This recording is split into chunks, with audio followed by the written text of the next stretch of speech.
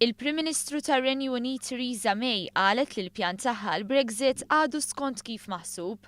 May kienet jibsa s-sejħa tat-tieni referendum għall-indipendenza tal-Iskozja u meta tkellmet fil-Parlament Ingliż, il-Prim Ministru May għamlitha ċara li sal-aħħar ta' dan ix-xahar ir-Renju Unit se jkun beda l-proċess skont artiklu 50 ta' Trattat tal-Unjoni Ewropea biex tibda triq li temm is-sħubija tar-Renju Unit fl-Unjoni Ewropea. Minn Londra l-Prim Ministru Malti Joseph Muscat ikkummenta dwar kif x'in isir dan jiltaqgħu il-Prim Ministri Ewropej u jingħata mandat lill-Kummissjoni Ewropea biex permezz tan-negozjatur ewlieni Michel Barnier jibdew in-negozjati.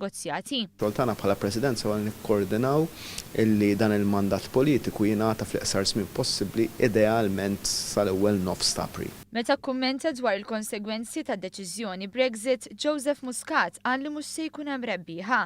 Hija sitwazzjoni fejn kulħadd se jitlef xi ħaġa u filwaqt li l-Unjoni Ewropea u Malta xtaqu li r-Renju Unit jibqa' membru, id-deċiżjoni tal-poplu sovran ma jista' jsir xejn dwarha. Tkellem dwar kif in-nies għandhom ikunu f'moħħ dawk li jagħmlu n-negozjati. Kun deċiż il-mod ta' kif ħanamlu dan negozjati meta jingħata il-mandat biss jien wieħed minn dawk li nemmen li n-nies m'għandhomx ikunu trattati bħala parti su merċa tan-negozjati, ma jekk ikun hemm rieda politika u naħseb li hemm rieda politika minn żewġ naħat li jkun hemm soluzzjoni, dis-soluzzjoni li tsir malajr kemm jista' jkun. Il-Gvern Malti huwa affukat ukoll biex quddiem din l-isfida mhux biss inaqqas l-impatt negattiv, iżda fejn jeżistu jidħol għall-opportunitajiet, xi ħaġa li kienet fuq l-aġenda tal-Prim Ministru waqt il-laqgħa f'Londra fl-aħħar sigħat. Xogħolna huwa bħala Prim Ministru Malti li nara li l-impatt negattiv jiġi ridott kemm jista' jkun, imma wkoll jekk ikun hemm opportunitajiet. Pereżempju,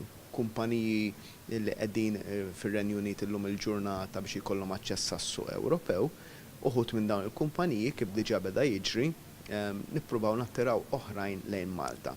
L-attitudni importanti.